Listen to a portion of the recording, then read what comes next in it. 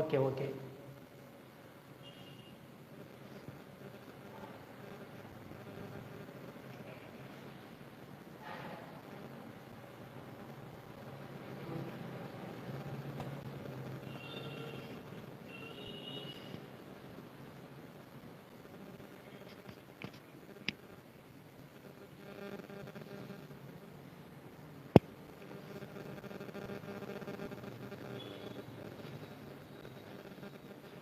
இப்போ ஓகேவா?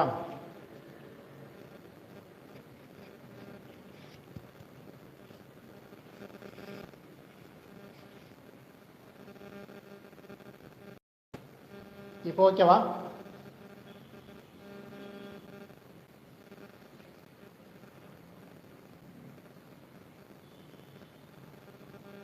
பேசுறது கிளியரா இருக்கா பாரு.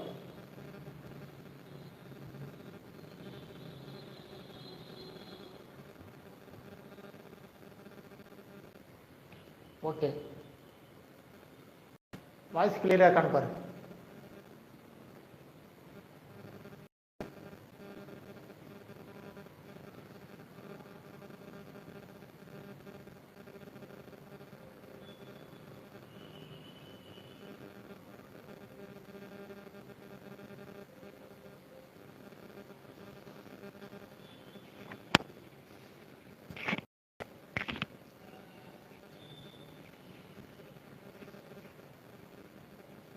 கிளீனாக இருக்கா?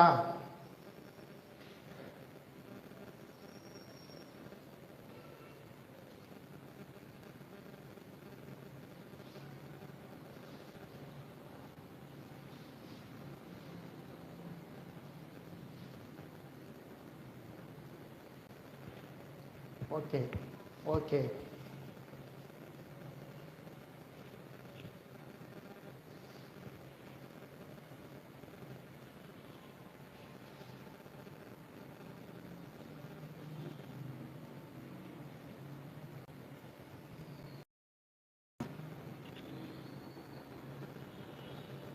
ஓகே, குரூப் 4 எப்படி இருந்தது அப்படின்னு நம்ம பார்த்துட்டு இருந்தோம். அதுக்குண்டான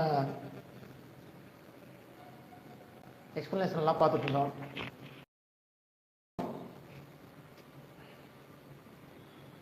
okay okay okay okay okay okay. Group 4 எக்ஸாமுடைய எக்ஸ்பிளனேஷன் நம்ம பார்த்துட்டு இருந்தோம். ஸோ ஆல்ரெடி உங்களுக்கு சொல்லியிருந்தோம் கொஸ்டின் பேப்பர் டஃப்பாக இருந்தது அப்படின்னு சொல்லியிருந்தோம். தமிழை பொறுத்த வரைக்கும் அவுட் ஆஃப் சோர்ஸ் தான் அப்படின்னு நம்ம சொல்லலாம். இந்த குரூப் 4 வந்து ரொம்ப ஒரு டிஸப்பாயிண்டடாக இருக்கும் எல்லாருக்குமே. ஏன்னா இது வரைக்கும் நடந்த குரூப் 4ல் இது மாதிரி ஒரு கொஸ்டின் பேட்டர்ன் எடுத்ததே கிடையாது. இதுதான் வந்து முதல் முறையாக இந்த மாதிரி ஒரு கொஸ்டின் வந்து எடுத்திருக்காங்க அவுட் ஆஃப் சிலபஸில். தமிழ்நாட்டில் அதிகமான பேர் எழுதக்கூடிய ஒரே எக்ஸாம் அப்படின்னு சொல்ல போனால் அந்த குரூப் 4 தான். ஏன்னா 10ஆம் வகுப்பு தரத்தில் வந்து கேள்வித்தாள் இருக்கும் அப்படின்றது ஒரு நம்பிக்கை. அதே போல் வந்து எல்லாராலையும் குறைஞ்சபட்ச ஒரு மதிப்பெண் எடுக்கிறதுக்கு உண்டான தமிழ் தான் ஆர்வத்தை ஏற்படுத்தும். அதாவது புதுசாக வரக்கூடிய ஒரு ஆஸ்பிரண்ட்டுக்கு வந்து டிஎன்பிசி மேலே ஒரு நம்பிக்கை ஏற்படுத்தக்கூடிய ஒரே டாபிக் அப்படி சொல்ல போனால் தமிழ் தான். எனக்கு தெரிஞ்ச ஒரு நண்பரே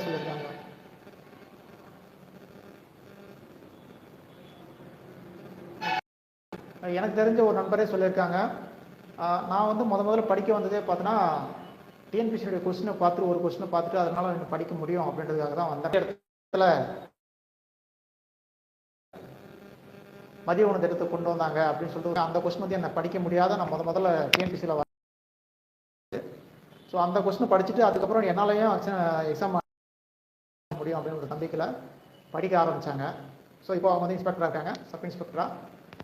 ஸோ இந்த மாதிரி முதல்ல டிஎன்பிசியில் வந்து அதுக்கப்புறம் வேறு ஒரு எக்ஸாமில் அவங்க அப்ளை பண்ணி போனாங்க. ஆனால் படிக்கணுன்ற ஆர்வத்தை ஏற்படுத்தக்கூடிய ஒரு சப்ஜெக்ட் அப்படின்னு சொல்ல போனால் தமிழ் தான். பட் ஆனால் இந்த ஒரு எக்ஸாமில் குரூப் 4ல் இந்த குரூப் 4 2025 போனால் பெரிய டிஸப்பாயிண்டடாக தான் இருந்தது எல்லாத்துக்குமே.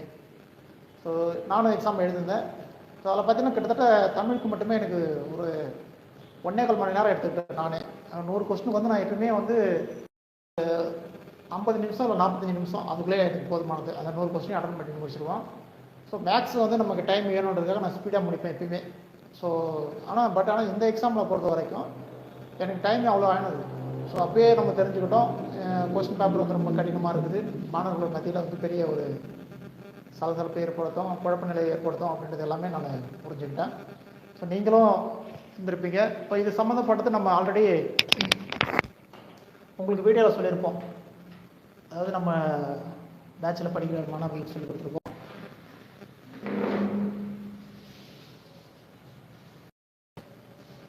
பேச்சில் படிக்கிற மாணவர்களுக்கு சொல்லி கொடுத்துருப்போம். என்னன்னா நம்ம வந்து டிஎன்பிசிக்கு வந்து இதை பற்றி ஒரு விழிப்புணர்வு ஏற்படுறதுக்காக டிஎன்பிசி நம்ம இதை கொண்டு போக போகிறோம் அப்படின்னு சொல்லியிருந்தோம். இந்த கொஸ்டின் வந்து எப்படி இருக்குது அப்படின்றத பற்றி மாணவர்கள் மத்தியில் பேசி கலந்துரையாடலை கொண்டு போயிட்டு சேர்க்க போகிறோம் அப்படின்னு சொல்லியிருந்தோம். ஸோ உங்களுடைய ஒத்துழைப்பு அதுக்கு தேவைப்படும். அடுத்து வரக்கூடிய அந்த குரூப் அப்டேட்டும் கொடுத்துருக்காங்க. காலையில் வந்து நம்ம ஃபோன் காலில் உங்கள்கிட்ட பேசியிருக்கோம். ஸோ அது வந்து நம்முடைய பேட்ச் ஸ்டூடெண்ட்டுக்கு எல்லாத்துக்குமே கொடுத்துருக்கோம். இப்போ அது சம்மந்தப்பட்டது அப்டேட்டு நம்ம கொடுத்துருக்காங்க. அடுத்து குரூப் 2 பொறுத்த வரைக்கும் எப்படி இருக்க போகுது அப்படின்னா, சிலபஸை பேஸ் பண்ணி தான் படிக்கணுமா, இல்லை வந்து அவுட் ஆஃப் ஸ்டேட்ஸில் வந்து எங்கன்னா புக்கு என்னென்ன புக்கு நீங்கள் ரெஃபர் சொல்கிறீங்க, ஸோ அதுக்கே நீங்கள் சொன்னீங்கன்னா எங்களுக்கு நல்லாயிருக்கும் அப்படின்ற மாதிரி ஃபோன் காலில் பேசியிருந்தோம். ஸோ அவங்களும் சொல்லியிருக்காங்க, குரூப் 4 வந்து ஏற்படுத்திய ஒரு டஃப்பான கொஸ்டின் வந்து உங்களுக்கு இந்த மாதிரிலாம் ஒரு கேள்வி ஏற்படுத்தும். பட் ஆனால் நம்ம வந்து எப்பயுமே சொன்ன மாதிரி சிலபஸில் என்ன சொல்லியிருக்குமோ அதை பேஸ் பண்ணி தான் உங்களுக்கு கிளாஸு, அதாவது உங்களுக்கு வந்து கொஸ்டின் பேப்பர் இருக்க போகுது அப்படின்றத அவங்க ஏற்கனவே நமக்கு ஃபோன் கால் மூலிமா சொல்லியிருக்காங்க.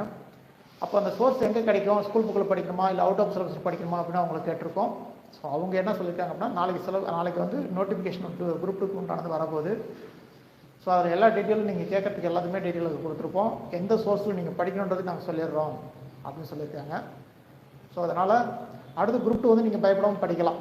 ஏன்னா இப்போ இத்தனை பேர் நம்ம பேசியிருக்கோம். இந்த குரூப் 2 இந்த குரூப் 4 கொஸ்டின் இஷ்யூ வந்து நிறைய பேர் நம்ம பேசிட்டோம்.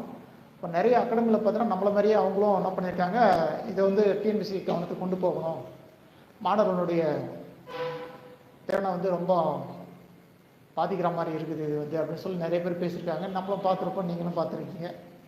ஸோ இது வந்து சாதாரண ஒரு விஷயமா நம்ம கடந்து போக முடியாது. ஏன்னா கடந்த ஒரு 4 ஆண்டுகள் நம்ம வந்து எல்லாமே வச்சு பார்க்கும்போது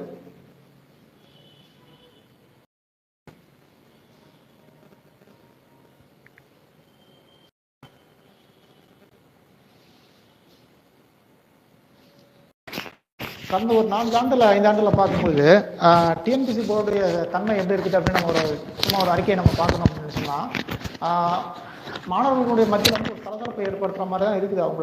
அவங்களுடைய செயல்பாடுகள் எல்லாமே பார்த்தீங்கன்னா ஒரு சரியான முறையில் இல்லை அப்படின்ற மாதிரி தான் எனக்கு தெரியுது. ஏன் அப்படின்னா, ஃபஸ்ட்டு எக்ஸாம் நம்ம எழுதணும், போன குரூப் 2 எக்ஸாம் அதில் பார்த்தீங்கன்னா அந்த ஓஎம்ஆர் ஷீட்லாம், அது இந்த ஆன்சர் ஷீட்டு எல்லாமே மாறி போனது எல்லாமே நமக்கு தெரிஞ்ச ஒரு விஷயம். அப்புறம் அதுக்கப்புறம் வந்து ரிசல்ட் கொடுக்கும்போது ஒரு இஷ்யூ வந்தது. அதேமாதிரி மெயின்ஸ் எழுதும் போதும் பிரச்சனை வந்துச்சு. இப்போ போஸ்டிங் பார்த்தீங்கன்னா அதில் போகிறதுல பிரச்சனை வந்து இருக்குது, நம்ம பார்த்துருப்போம். ரிசல்ட் கொடுத்தாங்க, அதுலேயும் பிரச்சனை இருக்குது. கம்ப்யூட்டர் பேஸ்ட் எக்ஸாம்னு சொன்னாங்க, அதுலேயும் இப்போ என்னென்ன கொண்டு வர போகிறாங்களோ அப்படின்றது எல்லாமே நம்ம பார்க்க போகிறோம். இதில் இந்த மாதிரி ஒரு சலசலப்பு ஏற்படுறதுக்கு வாய்ப்பு நிறையவே இருக்குது. ஸோ இது நம்ம கண்டிக்கத்தக்கது. அதேமாதிரி வந்து குரூப் 4 பார்த்தீங்கன்னா சொன்ன நோட்டிஃபிகேஷனில் வேகன்சி வந்து ரொம்ப ரொம்ப கம்மி. இது வரைக்கும் அந்த குரூப் 4 எக்ஸாம் நோட்டிஃபிகேஷன்லேயே பார்த்தீங்கன்னா இந்த ஆண்டு தான் வந்து குறைவான ஒரு நோட்டிஃபிகேஷன் கொடுத்துருக்காங்க, வேகன்சி கொடுத்துருக்காங்க. ஸோ அது பார்த்தீங்கன்னா எனக்கு தெரிஞ்சு 16,000 14,000லாம் கொடுத்துருக்காங்க இதுக்கு முன்னாடி நல்லா கூட்டி குரூப் 4லாம். இப்போ அது பார்த்தோன்னா அப்படியே உல்ட்டாவாக இருக்குது. 3000 போஸ்ட்ன்றதெல்லாம் கம்மி, 3500 4000 போஸ்ட்னு கூட வச்சுங்களேன். இந்த போஸ்ட்லாம் வந்து அவ்வளோ கம்மி தான். இதெல்லாம் வந்து பெரிய அளவில் ஒரு தாக்கத்தை ஏற்படுத்தாது, ஆர்வத்தை ஏற்படுத்தாது அதாவது மாணவர்கள் பற்றியில். ஸோ அதனால் இது நம்ம அப்போது கேட்காம விட்டுட்டோம். சரி, வேகன்சி இன்க்ரீஸ் ஆகும் அப்படின்னு நினச்சிட்டு விட்டுட்டோம். ஸோ மாணவர்களும் படித்து எழுதுனாங்க. எழுத போகும்போது இந்த மாதிரி ஒரு சிலபஸ் சேஞ்ச் பண்ணாங்க. சிலபஸ் சேஞ்ச் பண்ணோடனே அடுத்து எல்லாருக்குமே நம்ம யூடியூப் சேனலில் பார்த்துருப்பீங்க. அந்த யூடியூப் சேனலில் பார்த்தீங்கன்னா நான் முதல்ல நோட்டிஃபிகேஷன் வந்து அனௌன்ஸ்மெண்ட் பற்றி பேசிட்டு இருக்கும்போது ஒரு அறிக்கை விட்டுருப்பார் பிரபாகரன் அவர்கள். அவங்க படிச்சுட்டு நம்ம அதுக்குண்டான எக்ஸ்ப்ளனேஷன் எல்லாமே இப்படி தான் இருக்க போகுது அப்படின்னு ஒரு மாதிரி வீடியோ வந்து நம்ம ரெடி பண்ணி போட்டுருந்தோம் நம்மளோட சேனலில். ஸோ அது உங்களுடைய பார்வைக்கு மறுபடியும் நிறைய பேருக்கு நம்ம அனுப்பிச்சிருந்தோம். நம்முடைய மாணவர்கள் எல்லோரும் பார்த்துருப்பாங்க, நீங்களும் பார்த்துருப்பீங்க. ஸோ மறுபடியும் அதை பார்க்காதவங்க யாராவது இருந்தாலும் நண்பர்கள் ஷேர் பண்ணுங்கள். ஸோ அதில் சொல்லப்பட்ட விஷயங்கள் எல்லாமே நம்ம சொன்ன மாதிரியே தான் வந்திருக்கும். நம்ம என்ன கெஸ்ஸிங் பண்ணோமோ அதே போல் அவங்க கொடுத்துருக்காங்க. குறிப்பாக சொல்லப்போனால் ஓஎம்ஆர் வந்து நிறைய குழப்ப நிலையை ஏற்படுத்துது இந்த சிஸ்டம் அப்படின்னு சொல்லிட்டு நம்ம சொல்லியிருந்தோம். ஸோ அந்த ஓஎம்ஆர் சிஸ்டத்தை வந்து மாற்றி அமைக்கணும் அப்படின்னு நம்ம சொல்லியிருந்தோம். அதேமாதிரி மாற்றி அமைச்சு கொடுத்துருந்தாங்க. இப்போ எழுதின குரூப் 4 எல்லாருக்குமே தெரிஞ்சிருக்கும் அது. அதே போல் வந்து பாடத்திட்டம் மாற்றி அமைச்ச உடனே நம்ம வந்து ஒரு மாதிரி வினாத்தாள் வந்து கொடுப்பாங்க அப்படின்னு நான் சொல்லி, பட் ஆனால் இது வரைக்கும் அந்த மாதிரி வினாத்தாள் வந்து இந்த எக்ஸாம் எழுதுகிற வரைக்குமே எந்த ஒரு அல்பர்ட்டும் அவங்க கொடுக்காம இருந்தாங்க.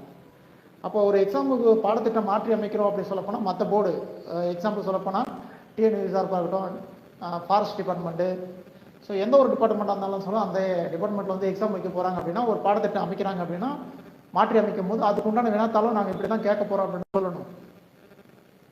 அதே போல் எங்கேருந்து எடுக்க போகிறோம் அப்படின்றதையும் அவங்க சோர்ஸ்னு சொல்லணும். 6ஆவதுலேருந்து 10th வரைக்கும் நாங்கள் படிங்க அப்படின்னு சொன்னாங்க. இதுதான் வந்து காலகாலமாக இருக்கிறது குரூப் 4 கூடிய சிலபஸ்லேயே அதான் சொல்லியிருக்காங்க. 10ஆம் வகுப்பு தரம்னு சொல்லிட்டு மேலே சொல்லியிருப்பாங்க. நீங்கள் எல்லாரும் எடுத்து பார்த்தீங்கன்னா உங்களுக்கே தெரியும். அப்போ இது மாறி இருக்குது. ஏன் மாறுது அப்படின்னு சொல்லணும். இப்போ அந்த சொன்ன மாதிரி விஷயங்கள் பண்ண முடியல அப்படின்னு என்ன நடக்குதுன்னு தெரியல. இப்போ இதே மாதிரி நம்ம ஒரு இந்த சூழ்நிலையை நம்ம கடந்துகிட்டே இருந்தோம்னா அடுத்து குரூப் 4 எக்ஸாம் வரப்போ அடுத்து குரூப் 2 உண்டான நோட்டிஃபிகேஷன் நாளைக்கு வரப்போகுது இல்லையா? அப்போ அதில் வந்து என்ன வேணால் கொண்டு வரலாம். அவங்க யாருமே கேட்காம ஒரு சூழ்நிலை இருந்ததுன்னா அது என்ன வேணால் பண்ணலாம். வேகன்சி கம்மி பண்ணலாம், மெயின்ஸில் வந்து என்ன வேணால் பண்ணலாம், ப்ரிலிம்ஸ்லேயே நமக்கு வந்து தமிழில் வந்து இந்த மாதிரி கேட்காம இன்னும் டப்பாக கேட்கலாம். அப்போ இது போலலாம் இருக்குது. அதனால எல்லாருமே மாணவர்கள் எல்லாருமே ஒத்துழைக்கணும். இது சம்மந்தப்பட்டது எல்லாருமே உங்களுக்கு மெயில் பண்ணலாம். நீங்கள் கால் பண்ணி கூட பேசலாம். டோல் ஃப்ரீ நம்பர் அவங்களுக்கு இருக்கும்.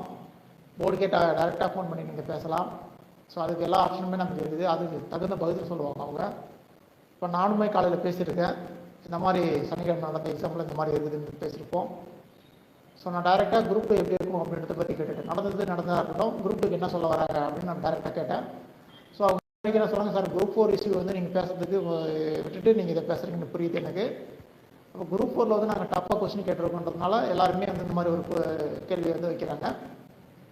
மேக்ஸிமம் குரூப் 2க்கு என்ன சிலபஸ் நாங்கள் கொடுத்துருக்கோமோ அது வந்து என்ன சோர்ஸில் படிக்கணும் அப்படின்றது நாங்கள் நோட்டிஃபிகேஷன் வரும்போது சொல்லிவிடுவோம் அப்படின்னு சொல்லியிருக்காங்க. ஸோ பொறுத்து வந்து நாளைக்கு பார்க்க போகிறோம். இதில் வந்து நம்ம ஆல்ரெடி சொன்ன போல் ஜிஎஸ்லாம் வந்து நம்ம நடத்தின டாபிக் வந்து அப்படியே கொஸ்டின் நிறைய வந்தது. நம்முடைய மாணவர்கள் படித்தவங்க நம்மகிட்ட படித்தவங்களுக்கு தெரியும். அதே போல் மேக்ஸை பொறுத்த வரைக்கும் 25 கொஸ்டின் அப்படியே நம்ம நடத்தின டாபிக் தான். அதில் வந்து டைரக்ட் கொஸ்டின் வந்து நிறைய ஏகப்பட்டது வந்து 10-12 கொஸ்டின் கிட்ட அப்படியே வந்திருக்கும். ரீசனிங் கொஸ்டின் பார்த்தீங்கன்னா ஈஸியாக தான் இருந்தது, ரொம்ப கஷ்டமாலாம் இல்லை. இது வரைக்கும் நடந்த குரூப் 4 எக்ஸாம், குரூப் 2 எக்ஸாம் எல்லாத்துலேயுமே நடந்த மாதிரி தான். மேக்ஸ் பொறுத்த வரைக்கும் கொஞ்சம் எல்லாருமே அட்டன் பண்ணுற மாதிரி தான் இருந்தது. நம்மளுடைய ஸ்டூடெண்ட்லாம் பார்த்தீங்கன்னா 20-24 இருக்காங்க. ஸோ அந்தளவுக்கு தான் கொஸ்டின் தன்மை இருந்தது. ரொம்ப கஷ்டம்லாம் வந்து சொல்ல முடியாது. அப்போது அவங்களுடைய நோக்கம் எல்லாமே நம்முடைய இந்த பாடத்திட்டம் மாற்றி அமைச்சது தமிழில் மட்டும்தான் பெரிய ஒரு இஷ்யூ மாற்றத்தை நமக்கு தாக்கத்தை ஏற்படுத்தியிருக்குது. அது தொடர்ந்து நீடிக்கக்கூடாது அப்படின்றதுக்காக தான் நம்ம இந்த ஒரு லைவ் செஷனே நம்ம போட்டிருக்கோம். ஸோ இதில் வந்தவங்க எல்லாருமே என்னென்ன நம்ம சொல்லணும்னு நினைக்கிறோமோ கண்டிப்பாக டிஎன்பிஎஸ்சி போர்டு பற்றி பேசலாம். குறிப்பாக நம்ம போர்டுக்கிட்ட பேசுனதையும் நாளைக்கு காலையில் அதுக்குண்டான ரிப்ளை உங்களுக்கு தெரியும். போர்ட்லேருந்து கண்டிப்பாக நாளைக்கு நோட்டிஃபிகேஷன் வரும்போது நீங்கள் எல்லோரும் பார்ப்பீங்க. அதிலே சொல்லியிருக்காங்க அவங்க மேடம் பேசும்போது. தொடர்ந்து இதை நம்ம பயணிக்கலாம். நாளை காலையில் தான் தெரியாது நோட்டிஃபிகேஷன் வரும்பொழுது என்னென்ன சோர்ஸ் நம்ம படிக்கிற சொல்கிறாங்க அப்படின்றத நம்ம தெரிஞ்சுக்கணும். பாடத்திட்டத்துக்கு ஏற்றவாறு என்ன சோர்ஸ் நம்ம படிக்கணும் அப்படின்றத அவங்க சொல்லியிருப்பாங்க அப்படின்னு சொல்கிறாங்க. சரி, தொடர்ந்து பார்ப்போம் நாளைக்கு. இதை சம்மந்தப்பட்டது நீங்கள் எதுனாலும் நம்முடைய வீடியோங்களை நீங்கள் மெசேஜ் பண்ணலாம். உங்களுக்கு டவுட் எதாவது வச்சுன்னா நம்ம அதை கிளியர் பண்ணுவோம். ஸோ நன்றி, வணக்கம்.